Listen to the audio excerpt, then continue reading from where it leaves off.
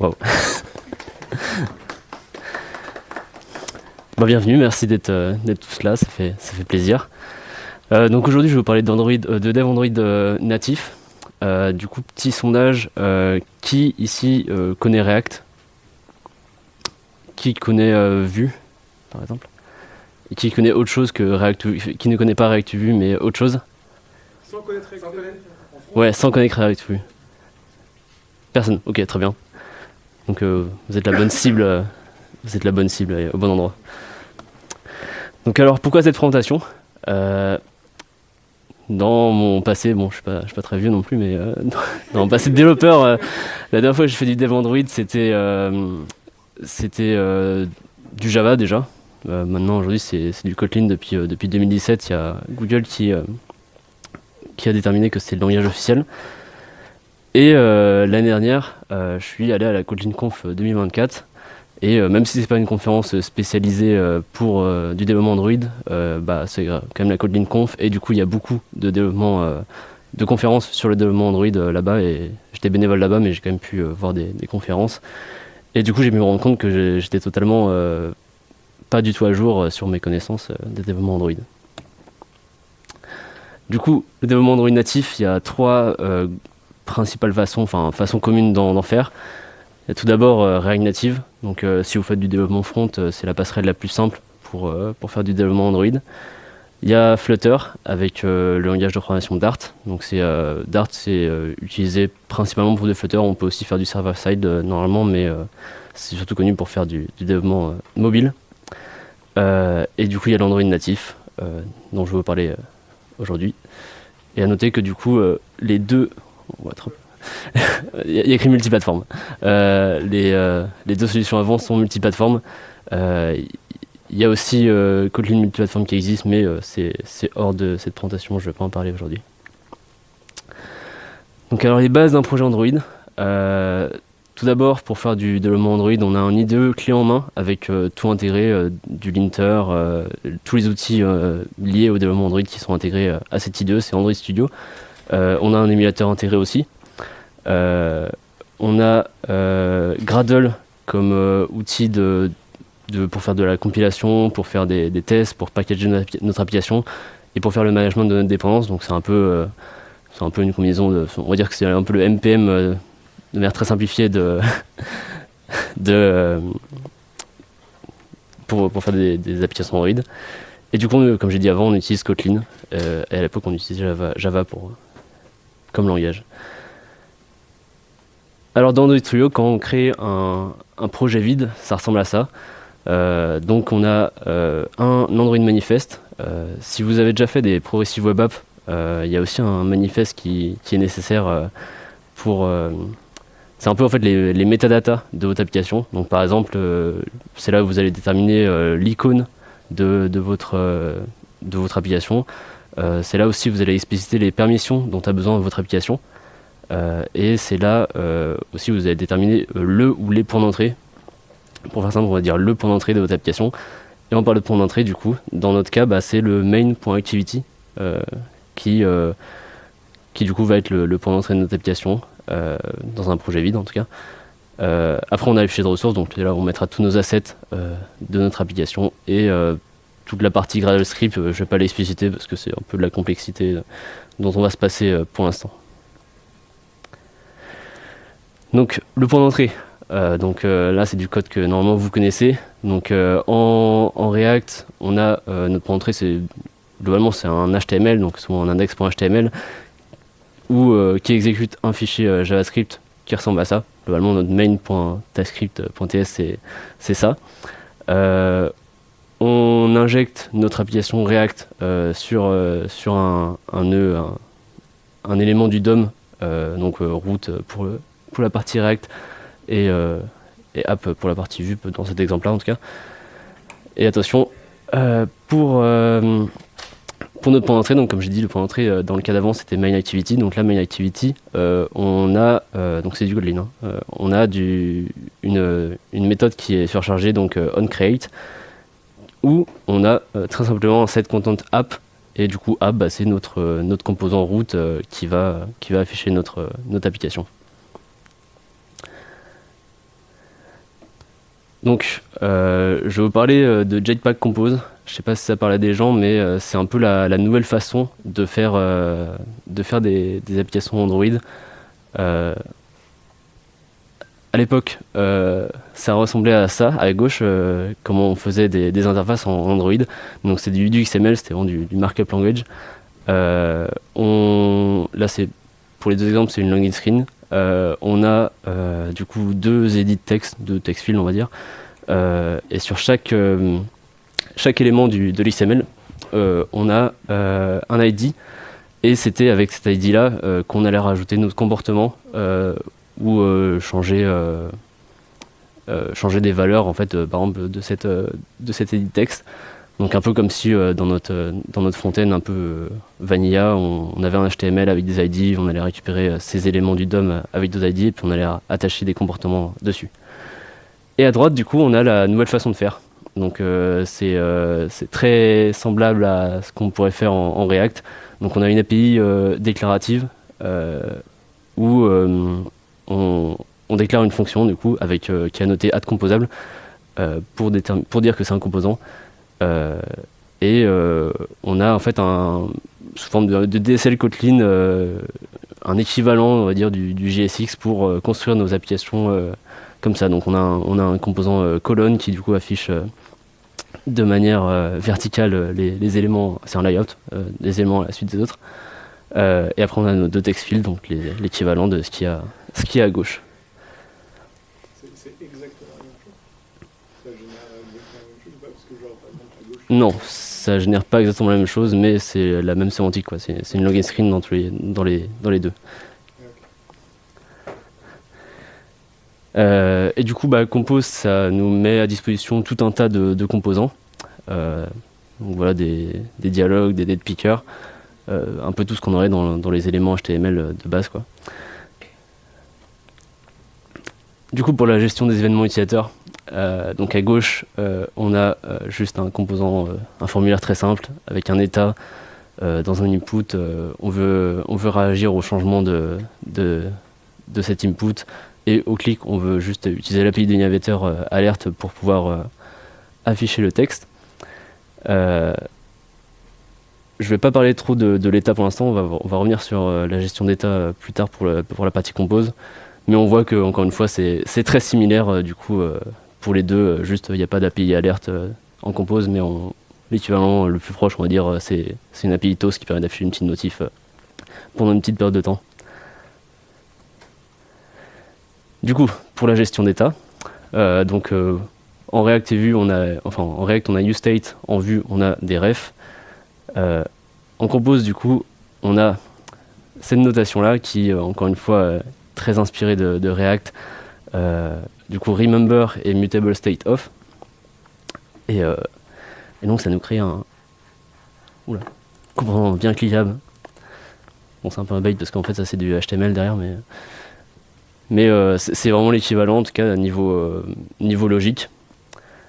Voilà, super. Donc pour la déclaration des states, on a trois notations. Donc on a celle que je viens de montrer avec une partie où on récupère la valeur et une autre partie où on fait le setter pour la mutation. D'ailleurs, j'ai pas dit, mais cette notation-là, en fait, c'est une déstructuration, c'est une fonctionnalité de Kotlin. Si on déstructure pas, en fait, on est obligé d'expliciter avec le point value. Donc là, ça ressemble vachement à une ref qu'on aurait en vue. Et ce qu'on peut voir aussi souvent, en fait, c'est une notation avec by. Donc ça, c'est une fonctionnalité Kotlin qui s'appelle un delegate, qui permet en fait d'accéder de manière sans faire le point value à la valeur. Ça déwrap en gros l'état sans devoir faire un point value, quoi. Pour le reste de cette présentation, je vais plutôt rester sur cette notation. Je vais pas utiliser la notation qui ressemble vachement à React parce que en pratique, j'ai l'impression que dans le développement Android, c'est pas ce qui est utilisé. Et je vais pas utiliser non plus by parce que c'est un peu trop spécifique Kotlin et je veux pas ramener trop de Kotlin dans cette présentation.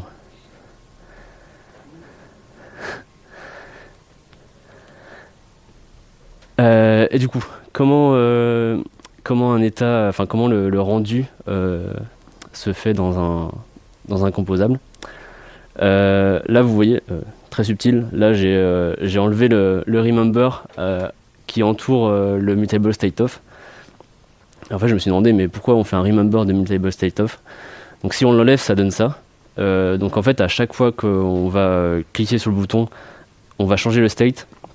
Donc ça va provoquer un render de la même manière que React, lorsqu'on change un state, ça va réexécuter la fonction en fait. Sauf qu'en compose, on appelle ça, pas ça un render, on appelle ça une recomposition. Faut rester logique quand même. Et du coup, ça se voit pas trop, mais là le count il reste à 0. Donc on a un re-render 0, on clique, ça réaffiche un re-render, mais le count reste à 0. Et en fait, le remember, ça sert à sauvegarder l'état à travers les recompositions. Sinon, à chaque fois, en fait, à chaque recomposition, il est redéclaré, et du coup, ici, il est redéclaré à 0. Le problème, c'est que des fois, le remember, ça suffit pas. Il y a un concept en Android, je crois qu'en iOS, c'est pas ce problème, c'est les changements de configuration. Donc, il y a tout un tas de changements de configuration au niveau système qui peuvent provoquer une perte d'état. Donc le plus commun, c'est le premier, le changement d'orientation d'écran. Mais ça aussi peut être la taille d'affichage de l'application, la taille de la police, les paramètres régionaux. Tout ça, c'est pris de la doc. Mais le plus courant, en tout cas, c'est l'orientation de l'écran. J'ai fait une vidéo. Je sais pas si vous voyez.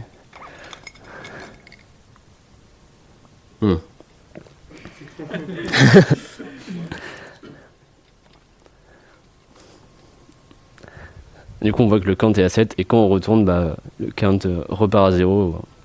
On perd l'état. Heureusement, il y a une solution pour ça. Il y a ce qu'on appelle le remember savable. Donc le remember savable, ça sauvegarde l'état entre les recompositions, mais aussi entre les changements de configuration dans quelque chose qui s'appelle le bundle. Donc le bundle, c'est juste un stockage très petit, plutôt utilisé pour des sauvegardes temporaires. On pourrait globalement, de manière très simple, comparer ça aux sessions storage, donc c'est vraiment du clé-valeur. Et du coup, en fait, pour les types primitifs ou les disques de type primitif, on a juste à mettre un remember savable et on n'a rien à faire, ça va sauvegarder notre état dans le bundle, puis après un changement de configuration, ça va le restaurer tout seul. Par contre, pour des types plus complexes, par exemple à droite, j'ai créé une classe user qui a un âge et un nom. Là, il faut expliciter la façon dont on veut sauvegarder et restaurer l'utilisateur.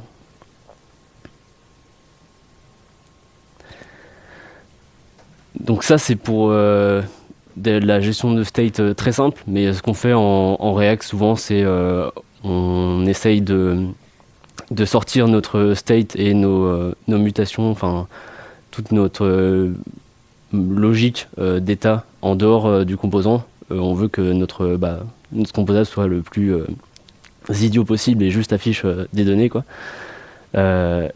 Et du coup, une architecture qui ressort souvent en Android, c'est l'architecture MVVM. Donc c'est pas propre à Android, mais c'est une architecture qui ressort souvent quand on entend parler d'Android. Donc c'est pour modèle view et view model.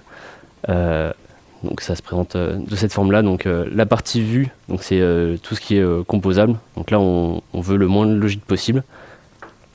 On veut juste afficher des données. Donc c'est que du layout dans l'idéal. La partie view model, c'est ce qui fait le lien entre toute la partie business où il y a toute la logique métier et la partie persistante, donc qui est tout à droite, et lui, la view. Comme c'est marqué, ça fait du coup la passerelle entre les deux. Et en fait, ce serait plutôt du coup dans le view model qu'on génère, enfin qu'on sauvegarderait notre état. Et donc pour ça, Compose il met à disposition une petite lib qui permet de créer des view models de cette forme-là. Donc on crée une classe view model qui étend deux view models de la lib view model lifecycle, je crois. Au revoir. Et du coup, on peut déclarer notre state dans ce view model et aussi notre logique associée à ce view model, tant que c'est pas de la logique métier, mais plus de la logique de mutation de state.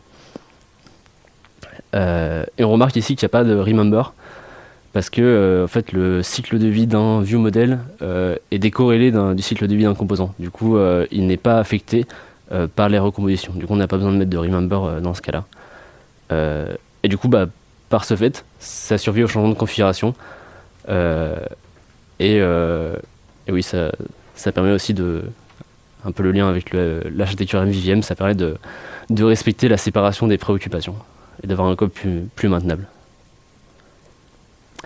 Et du coup, dans notre composable, on peut l'utiliser comme ça. On a notre view model, on récupère notre count.value comme on le ferait si c'était passé en paramètre presque. Et on utilise l'increment sur le bloc on clique du view model. Les états calculés. Donc, comme j'ai dit, le mode de rendu ressemble vachement à React. Du coup, si vous voulez déclarer un état qui est dérivé d'un autre état, vous avez juste à le déclarer dans la fonction. Et c'est-à-dire qu'à chaque recomposition, votre état il va être recalculé. Donc si le count change en React, le double count va être automatiquement recalculé parce que au moment du rendu, il va être recalculé parce que la fonction se réexécute. C'est le même principe pour un composable. Du coup ça fonctionne. Et en React, jusqu'à React 19, on mettait souvent des use memo pour tout ce qui était coûteux en calcul. Bon là c'est pas coûteux, mais si c'était un exemple plus coûteux, ce serait le bienvenu. Et on a un équivalent, donc c'est le derivative state of, qu'on est obligé de mettre dans un remember, parce que du coup, même principe, si on oublie remember, ça va recalculer à chaque recomposition. Du coup le derivative state of tout seul il a aucun intérêt. Du coup voilà, pour les états calculés. Et oui, du coup on n'a pas besoin d'expliciter les dépendances, contrairement à React. Du coup, au niveau du principe, ça ressemble plus à ce que ferait Vue avec le computed. Donc, récapitulatif sur la gestion d'état. Donc, compose, réexécute la fonction compose à chaque recomposition ou à chaque re-render. Remember sauvegarde l'état à travers les compositions. Remember savable sauvegarde l'état à travers les recompositions et les changements de configuration. Le derivative state of permet de calculer un état à partir d'autres états, mais de limiter les calculs inutiles, donc seulement si c'est nécessaire.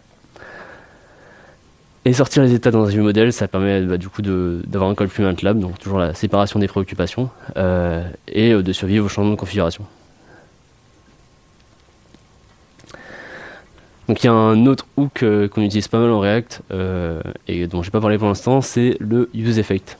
Par exemple dans ce cas-là, ce side effect va juste être exécuté une seule fois lorsqu'on monte le composant. Côté compose, on a un launch effect qui est très très similaire avec le use effect. Juste, on peut expliciter les clés, enfin plutôt les dépendances de cet effet en paramètres et ensuite on donne notre side effect lorsqu'une de ces dépendances change. Et vu que là c'est juste la première fois quand le composable apparaît, on met unit qui est en gros le void du Kotlin. Du coup, c'est juste pour dire qu'en fait il n'y a pas de dépendance. Au niveau du style, donc en React Vue on utilise le bon vieux CSS. Pour Compose, on a une API qui s'appelle l'API Modifier, qui est peut-être, en apparence ressemble pas mal au CSS, mais peut-être le style c'est un peu ce qui diffère le plus, je trouve, par rapport à ce qu'on a dit avant. Donc on a quand même les mêmes propriétés qui ressortent, donc du padding, du background, shadow, le debug shadow.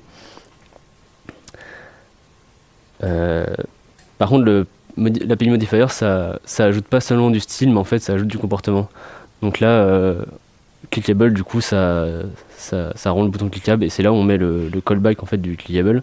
On a pu voir plutôt dans le bouton qu'il y avait un on click, mais en fait derrière ça abstrait le fait que ça rajoute un modifier clickable au bouton. Et la grosse subtilité par rapport au CSS, c'est que les modifiers s'appliquent en chaîne, et du coup l'ordre est important. Donc là ça illustre bien que l'ordre est important, c'est petite Marcin Moscala qui a fait ça, un gif pour illustrer ça. On voit que dans les deux premiers, il y a les mêmes propriétés, juste elles sont swappées, c'est pas le même ordre. Donc moi je dirais ça comme si en fait pour le premier cas, le background s'applique pour toutes les propriétés qui sont après. Donc ça veut dire que si on met un background vert d'abord, toutes les propriétés après vont avoir un background vert, donc dont le padding de 20 dp. Donc c'est une dimension. Je vais pas trop en parler durant cette présentation, mais ça veut dire density pixels. Et pareil pour le clickable, du coup on voit que quand il clique, il y a toute la zone dont les 20 dp qui est clickable. Si on met l'inverse, en fait il y a les 20 dp sont pas les paddings de 20, le padding de 20 dp n'est pas clickable, mais le texte est clickable. C'est une subtilité qu'il faut prendre en main. Un autre truc assez commun lorsqu'on fait du développement Android, c'est la navigation. Donc en React, si on est motivé, on fait un routeur maison, mais soit on est très motivé, soit c'est très limité. Du coup on utilise souvent des solutions comme React Router ou Instack Router. En vue on a Vue Router, j'ai pas mis mais l'équivalent. En compose, on a navigation compose. Cette fois-ci j'ai mis la dépendance. Donc ça c'est dans le Gradle, c'est une dépendance qu'on explicite dans le Gradle. Côté code, ça ressemble à ça. Donc on voit qu'on a trois composants. On a un navost qui va être le conteneur qui va... C'est un peu comme l'outlet de React Router qui va afficher le composant correspondant à la route. Un navcontroller qui va, un peu comme notre history, qui va gérer la navigation, qui va nous permettre de switcher entre les différentes routes. Et le navgraph, donc qui est en fait ça c'est un builder de navgraph qui va définir les routes possibles en fonction de certaines clés, entre guillemets. Donc là, les clés, c'est des strings, donc ça ressemble vachement à ce que fait React Router. Après, je vais pas l'expliciter parce que ça, c'est un peu la vieille version, comment il faisait avant. Depuis un an, il y a une API qui est typesafe, parce que là, du coup, on est obligé de mettre, par exemple, pour récupérer le profile ID, on est obligé de récupérer avec un peu des strings magiques, des constantes magiques, même si on pourrait faire des types, ranger ça dans des types. Mais c'est sujet à des erreurs, des erreurs d'inattention, de frappe. Il y a une nouvelle version qui est typesafe, où du coup en fait on déclare nos routes dans une... plutôt nos routes, c'est des objets ou des classes sérialisables. Là je les ai mis dans une sealed class, mais on n'est pas obligé. Une sealed class en Kotlin, c'est une classe dont seulement certaines sous-classes peuvent hériter, et elles sont explicitées ici là. Et du coup donc on a notre navhost ici, on a notre start destination qui sera la route affichée par défaut. De ce côté là on déclare pour notre route home qu'on va afficher la home screen, et pour la route profil on va afficher du coup la profile screen, et on peut du coup récupérer à partir de la backtrack entry en la convertissant en route notre objet route qu'on a là-haut, et du coup récupérer notre profile ID. Du coup on voit que là vu que c'est typesafe, en fait c'est pas sujet à des erreurs lorsqu'on navigue entre deux routes.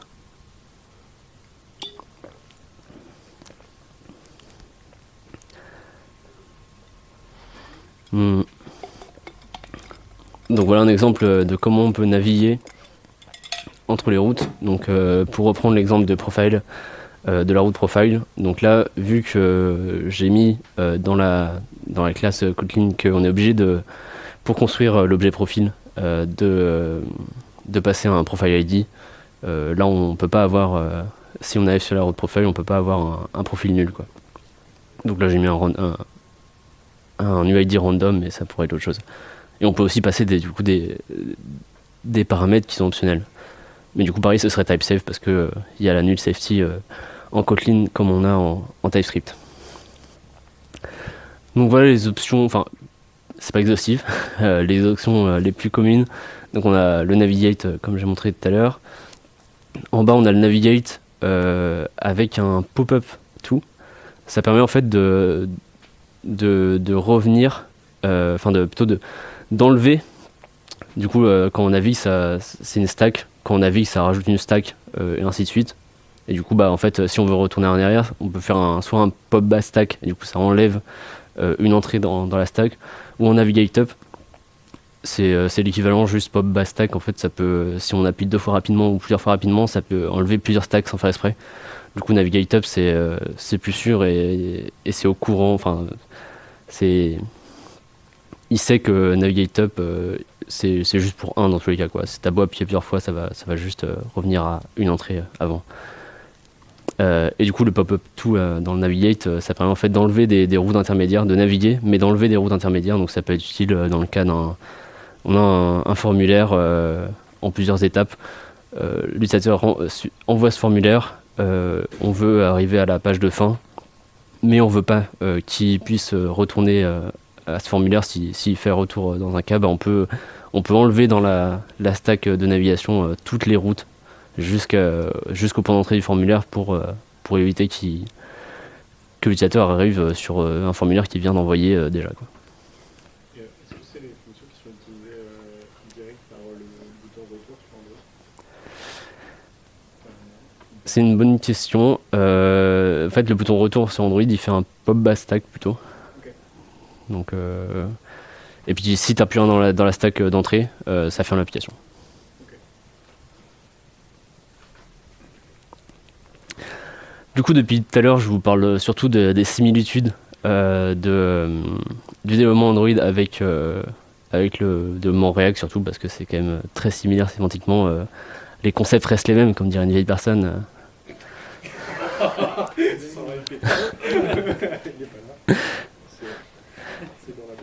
Et du coup, les problématiques sont différentes, mais on les retrouve parfois aussi dans les progressive web apps. Donc, par exemple, j'ai mis un exemple. Nous, dans nos single page applications, on a toujours, en gros, une connexion Internet.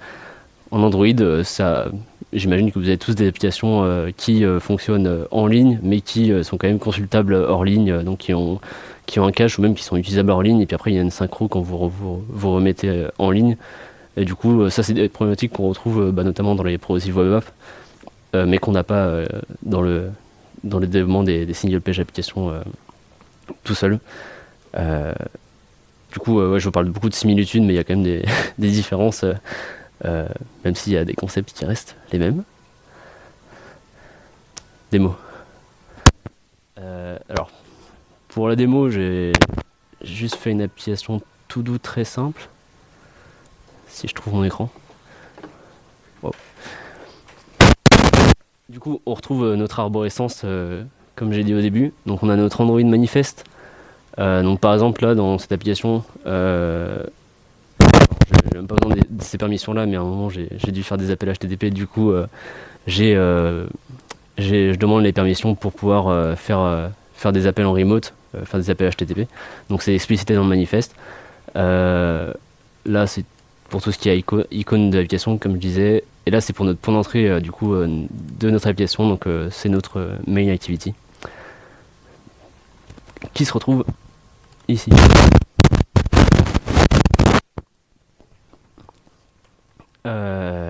Pour cette partie-là, on retrouve du coup la partie navigation, comme je vous ai montré. Niveau des routes, on a... J'ai perdu. Du coup, c'est quasiment comme l'exemple que je vous ai montré en fait sur les on a une liste de task list. C'est vrai que je ne vous ai même pas montré l'application, je peux la lancer. Du coup, coup un émulateur directement dans l'IDE. C'est trop pratique. J'aurais dû le lancer avant. Non, ouais, c'est pas si long que ça, hein, ça va. Moins long qu'une application Spring Boot bien legacy. Euh,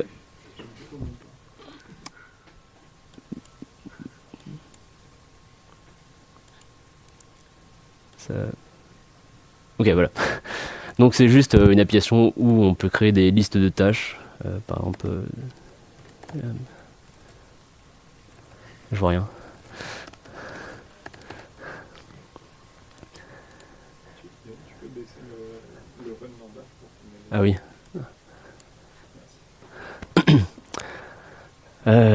Et du coup, quand on va sur une liste de tâches, bah, on peut créer des tâches. Non, c'est une liste de tâches où on crée des tâches. Enfin, une liste de listes de tâches. Ouais, c'est méta. Bon, bref, et du coup, on a juste deux routes. Donc, on a la task list, donc où on a un ID et c'est l'ID de la tâche qu'on consulte actuellement. Et on a le truc avant, j'ai même pas fait de bouton retour. On a la list of task list, la liste de tâches.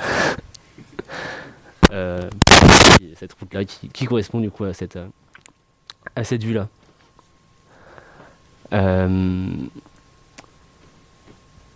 Du coup voilà. Après côté view model, je vais très rapidement passer là-dessus.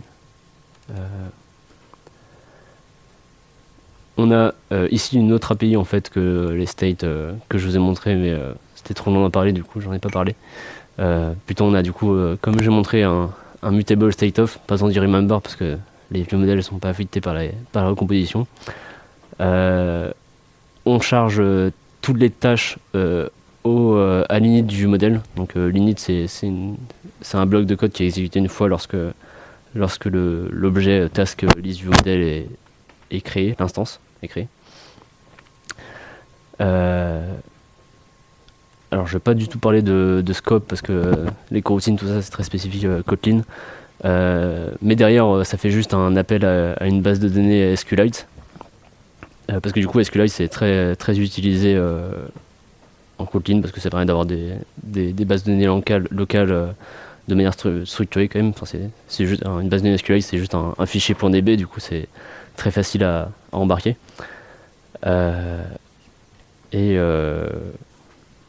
Et puis là, on a une fonction qui ajoute une liste dans la liste, mais derrière, pareil, ça fait un appel à la base de données pour insérer la liste.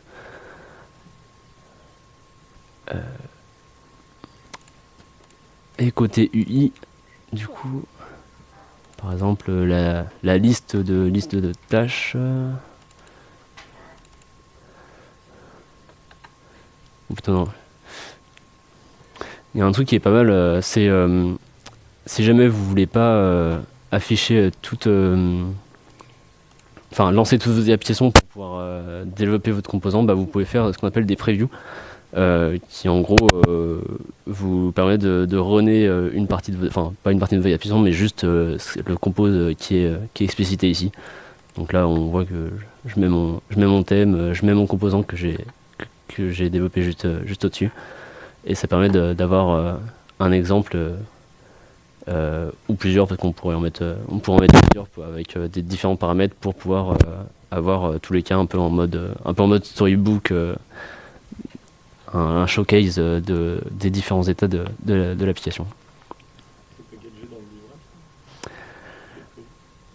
le livret. Bonne question, je sais pas, je dirais que non, intuitivement. Je pense pas que ce soit packagé dans le... Ouais. Oui.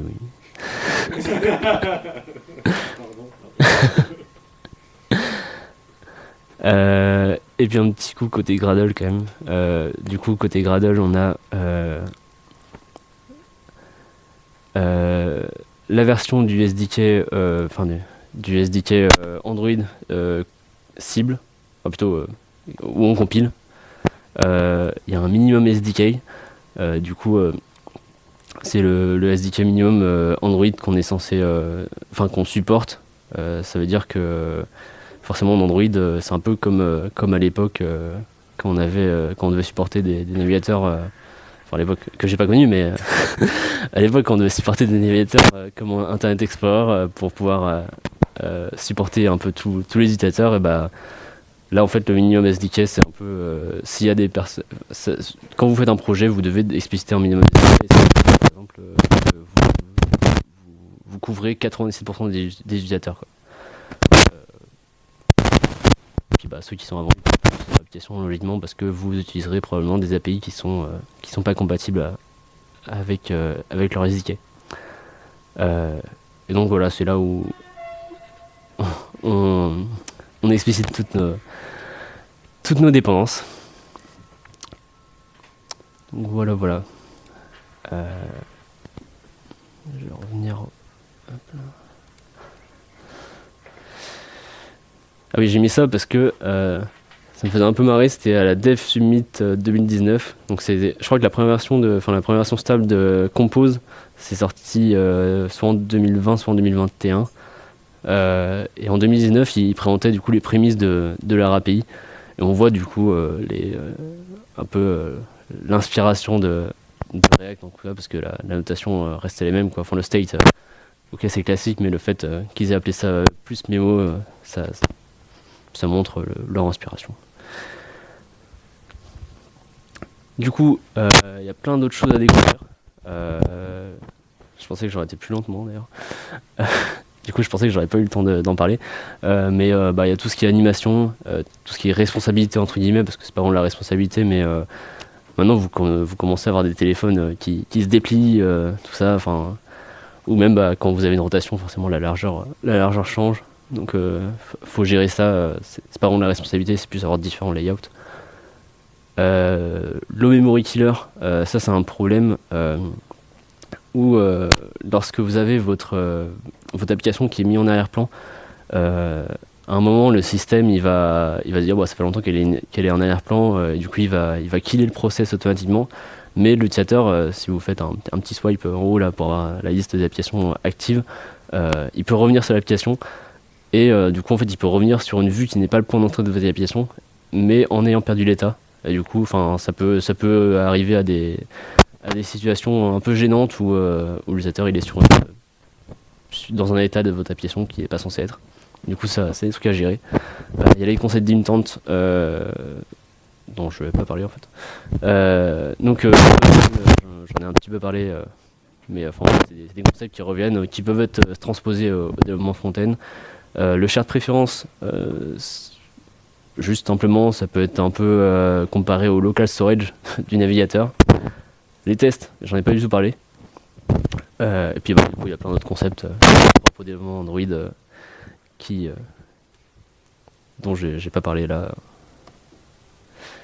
Quelques liens utiles, notamment, je l'ai pas lu en entier parce qu'il est super long, mais il y a un mec qui a fait un dictionnaire React Compose. Donc t'as vraiment les concepts qui sont mis côte à côte pour comprendre, pour voir la différence et comprendre les liens. Et puis voilà, merci.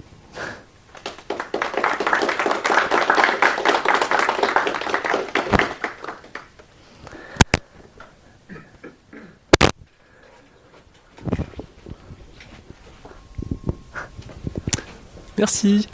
Oui, je voulais te demander pour ta démo, est-ce qu'il a allumé le micro ? Ouais. Ok. Est-ce que tu as utilisé une lib pour tout ce qui est UI ? Parce que ça a l'air d'être assez matériel déjà de base, mais est-ce que c'est matériel de base ou il faut l'installer en plus ? Non, c'est matériel de base. Je suis perdu.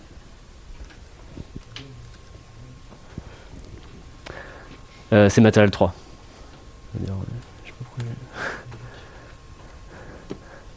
Matériel 3, mais en fait, du coup, c'est tout ce qui est Android X, c'est un peu la famille des librairies attachées à Compose, quoi. Du coup, on retrouve là, comme je disais, Lifecycle, ViewModel, donc ce qui permet de créer les ViewModels que je vous ai présentés. Et pour aller plus loin, du coup, Room, c'est ce qui m'a permis de faire toute la partie persistance. Donc, ça j'en ai pas du tout parlé, mais ça ressemble pas mal à JPA finalement, où on a nos entités, on dit que c'est ça le nom de la table. On déclare une base de données. Donc ça en fait c'est cette classe qui va s'occuper de créer dans ce cas-là le task database.db qui est du coup le fichier SQLite. On voit c'est là où aussi on détermine les liens entre les différentes tables. Et puis on a un objet DAO qui ressemble vachement à des repositories JPA. Enfin, je sais pas si c'est du JPQL, mais c'est un peu un équivalent pour pouvoir requêter la base de données SQLite. C'est une base de données malgré tout, hein. Du requêtage classique. Ouais, c'est une base de données, c'est juste que c'est un fichier. Ouais, et puis après c'est. Mais oui, ça reste une base de données relationnelle classique. Et est-ce que tu as besoin de t'embêter avec les modifiers quand tu as Material 3 d'installer? C'est vrai que je l'ai pas montré. Je sais pas si j'ai un exemple.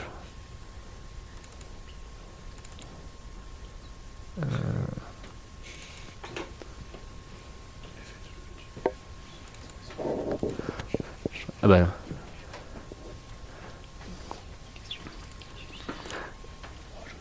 En fait, par exemple, là, il y a un Circular Progress Indicator qui propose une color. Donc, j'imagine, normalement, que cette propriété, elle abstrait le fait que derrière, elle applique des modifiers. Mais du coup, si tu veux, je pense que du coup, l'API matériel permet de faire la personnalisation, mais de manière assez limitée. D'ailleurs, il y a un truc que j'ai pas montré, c'est qu'on a un thème. Donc celle-là, elle est déterminée. Waouh, je pensais que ça allait ramener au thème. Par le thème que je détermine là, de Dark Color et Light Color, qui est fait par Unir. J'ai demandé un thème cyberpunk, il m'a sorti ça. Est-ce que juger si ça fait cyberpunk ou pas? Il faudrait être en dark mode. Hein? Il faudrait qu'il soit en dark mode pour que ce soit vraiment cyberpunk. Je sais même pas. C'est vrai que le mode. Attends, il est 2h15. Comment on change le mode ici?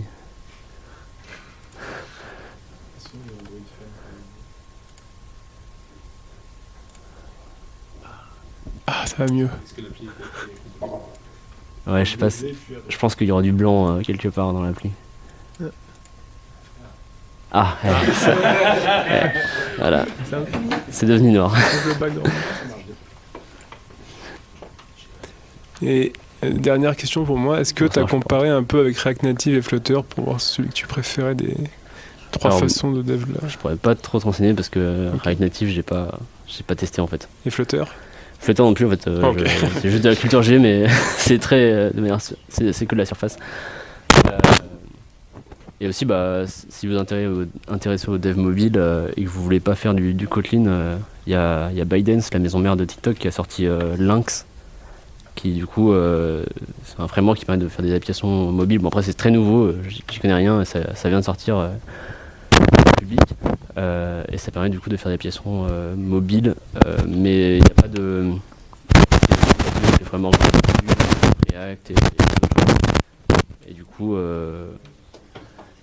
c'est une bonne nouvelle par exemple pour l'écosystème Vue, parce que par exemple à l'époque il y avait Vue Native, c'était un projet un peu mort, qui était l'équivalent de React Native, mais c'était devenu un peu mort, et puis là la renaissance du dev mobile du Vue, parce que sans faire une PW à une vraie app. normalement c'est pas de la PWS, normalement c'est vraiment du dev mobile multiplateforme, c'est l'équivalent de.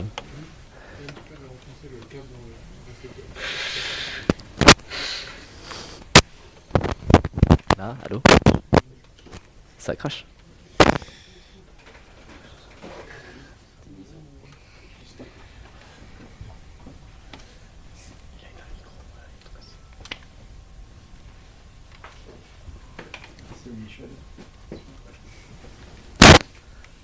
Allô? trop bouger. Allô? Allô? Parce que je l'entends, on entend, mais ça crache.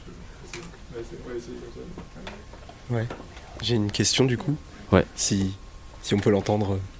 Je vois pas trop le use case la différence entre le remember savable et le remember. Enfin, je vois pas les use cases où tu voudrais que ton remember du coup fasse se clear quand la configuration elle change. Genre, pourquoi on utiliserait le remember au lieu de tout le temps utiliser remember savable? Bah, les use cases, je sais pas, par contre, les use cases du remember, par exemple, dans le derivate. Attends, je vais remettre mon. Ouais, je crois à un moment t'as montré un dérivé qui était en remember alors que le truc au-dessus était en remember savable, je crois. Pas trop compris pourquoi. C'était pour ça. Ouais. J'ai pas mis de remember savable parce que du coup, si c'est restauré, ça va réafficher ton composant. Le count serait restauré, mais vu que c'est une valeur. Enfin, après, tu pourrais sauvegarder le double count, mais bah, dans ce cas-là, ça sert pas à grand chose parce que dans tous les cas, ça va être recalculé au moment de la recomposition. Enfin, j'aurais pu mettre un savable dans ce cas-là, surtout vu la simplicité. Enfin, dans tous les cas, vu la simplicité du calcul, je sais même pas si ça vaut le coup de mettre un derivative state of, mais vu que ça fait une recomposition lorsque ton changement de configuration est fini, ça va restaurer ton count, mais bah là, c'est pas gênant parce que du coup, ça va recalculer le double count Ok. et afficher bien le bon état avec le bon résultat. Ok, merci.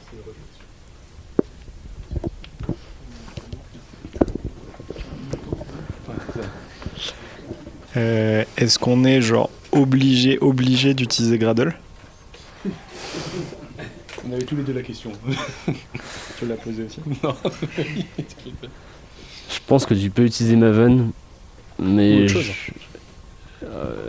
Autre chose, je sais pas. Je sais pas, il y a quoi d'autre? Bah, en tout cas, je pense que tu peux utiliser Maven, mais c'est un peu si tu veux souffrir, je pense, parce que y a pas de doc, y a.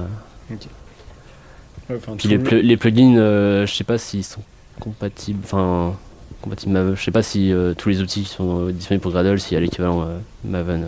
Ok, mais genre tout l'écosystème Android utilise Gradle. Ouais. Ok.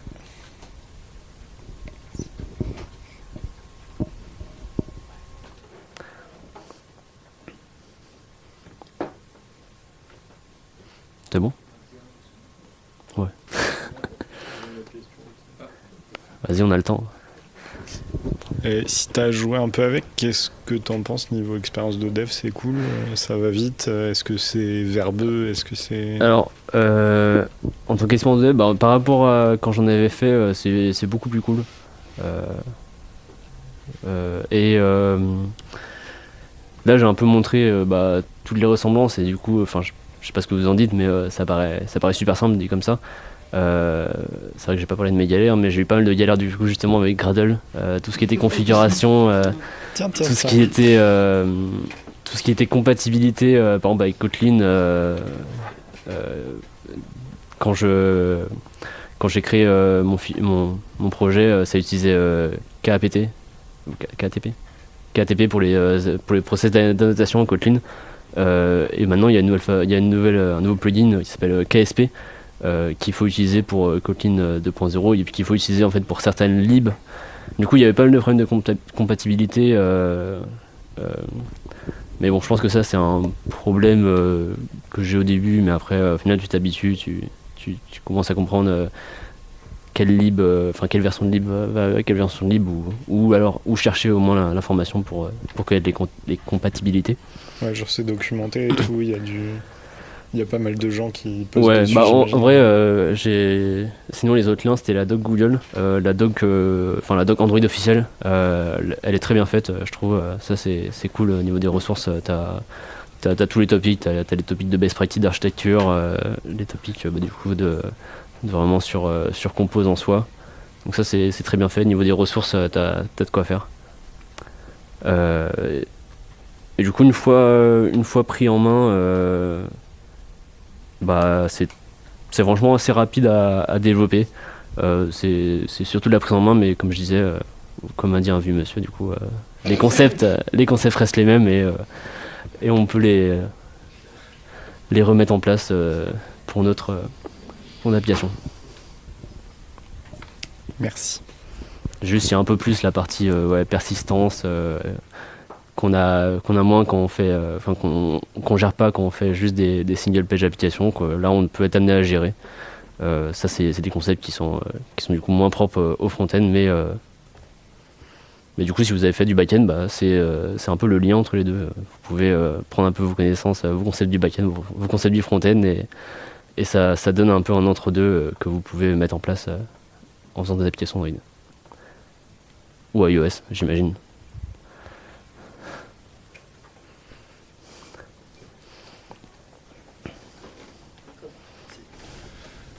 Alors moi j'ai une petite question sur les tests, sans entrer dans les détails, hein, c'est des tests qui sont plutôt des tests unitaires qui est proposé par défaut, ou bien c'est des tests plus poussés comme Playwright qu'on trouve sur du React, côté front quoi, ou bien c'est faut choper une librairie en clair ou pas J'ai mentionné les tests, mais j'ai pas eu le temps vraiment de traiter cette partie-là.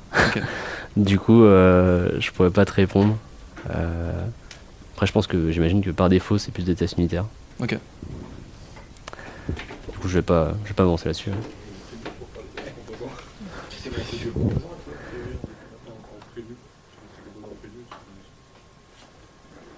Les app preview que ça montrait tout à l'heure sur les composants. Ouais. Ça pourrait servir à instancier ton composant et faire des tests dessus. Ah oui, j'imagine il y a un runner de composable en mode isolé où tu peux, enfin un runner de test où tu peux afficher tes composables en mode isolé. Ouais. Tac.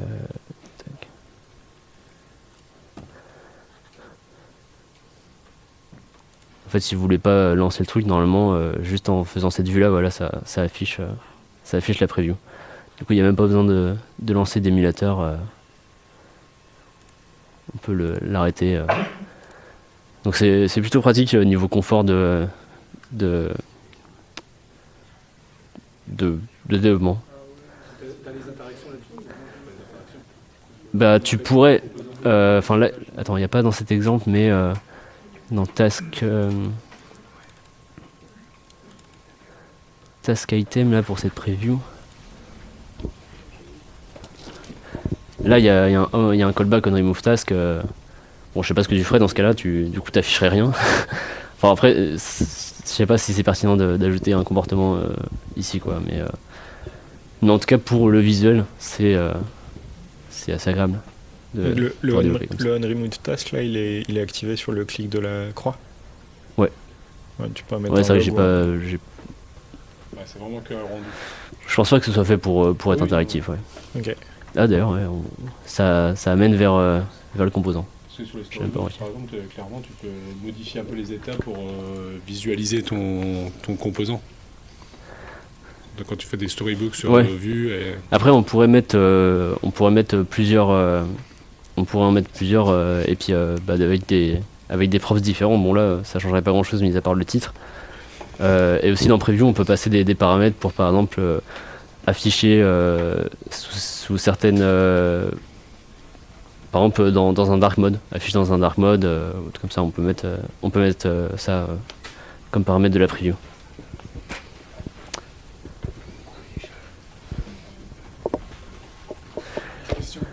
Dernière question. Je me demandais juste, est-ce qu'on peut émuler les mouvements aussi dans l'émulateur, les mouvements émuler les mouvements du téléphone, si par exemple on l'incline, si on est sur une application, on va devoir bouger je sais pas. Ça, je saurais pas te répondre. Après, tu peux toujours utiliser ton propre téléphone, brancher un câble USB, du coup utiliser ton téléphone en fait, et du coup tu as tous les logs. D'ailleurs, j'ai pas montré les logs, mais on peut voir les logs de l'application. Voilà, et c'est fini. Du coup, je